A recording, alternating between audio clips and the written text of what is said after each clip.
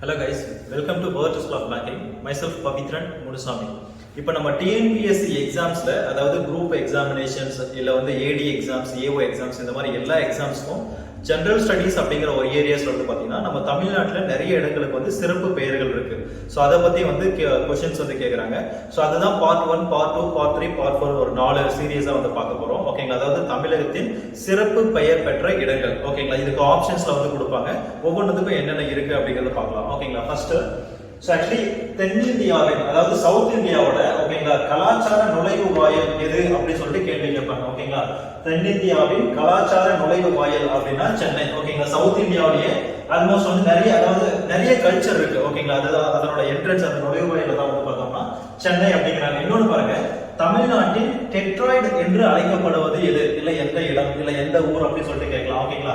So தமிழ்நாட்டின் Detroit என்று அழைக்கப்படுவது சென்னை. அதுவும் ஓகேங்களா? அதாவது அப்ப சென்னை அப்படிங்கிறது நமக்கு ரெண்டு क्वेश्चंसல, அதாவது தென்னிந்தியாவின் கலாச்சார நுழைவு வாயில் கேட்டாங்க அப்படினாலும் சென்னை தான், இல்ல தமிழ்நாட்டின் டெட்ராய்டு என்று அழைக்கப்படுவது எது அப்படின்னு கேட்டாங்கனாலும் சென்னை தான். ஓகேங்களா? அடுத்து வந்து பாருங்க, தமிழ்நாட்டின் நுழைவு வாயில் தூத்துக்குடி. ஓகேங்களா? ரெண்டுத்துக்கு நமக்கு டிஃபரன்ஸ் தேவை.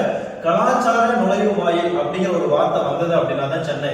ஜெனரலா வந்து தமிழ்நாட்டின் நுழைவு வாயில் எது அப்படின்னு கேட்டாங்க அப்படின்னா தூத்துக்குடி. ஓகேங்களா? அடுத்து பாருங்க, தமிழ்நாட்டின் மான்செஸ்டர் என்று அழைக்கப்படுவது எந்த ஊர் இல்ல எந்த இடம் அப்படின்னு சொல்லிட்டு கேட்கலாம். ஓகேங்களா? தமிழ்நாட்டின் மான்செஸ்டர் அப்படின்னா கோவை. ஓகேங்களா? கோவை அல்லது கோயம்புத்தூர் அப்படின்னு.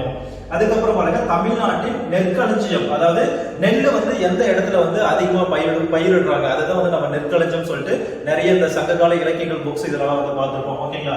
சோ இப்ப தமிழ்நாட்டின் நெற்களஞ்சியம் எது அப்படின்னா தஞ்சாவூர். ஓகேங்களா? அதுக்கப்புறம் தமிழ்நாட்டின் ஆலந்து என்று அழைக்கப்படும் இடம் அல்லது ஊர் எது அப்படின்னு கேட்டாங்க அப்படின்னா திண்டுக்கல். ஓகேங்களா? அதுக்கப்புறம் பாருங்க, தமிழ்நாட்டின் ஹாலிவுட். சோ அப்போ ஹாலிவுட், கோலிவுட் இந்த மாதிரி நம்ம நிறைய கேள்விப்பட்டிருப்போம் இல்லைங்களா? சோ அதெல்லாம் என்ன அப்படின்னா படம் எடுக்கிறது. ஓகேங்களா? அப்ப நம்ம தமிழ்நாட்டோட ஹாலிவுட் என்ன அப்படின்னா கோடம்பாக்கம். ஓகேங்களா? சோ அப்ப தமிழ்நாட்டின் ஹாலிவுட் என்று அழைக்கப்படும் இடம் எது அப்படின்னு கேட்டாங்க அப்படின்னா கோடம்பாக்கம். அதுக்கப்புறம் தமிழ்நாட்டின் குட்டி ஜப்பான் என்று அழைக்கப்படுவது சிவகாசி. ஓகேங்களா? அடுத்து வந்து பாருங்க, தமிழ்நாட்டின் புனித பூமி, அதாவது இந்த ராமர் பாலம் அதெல்லாம் நம்ம நிறைய கேள்விப்பட்டிருப்போம். ஓகேங்களா?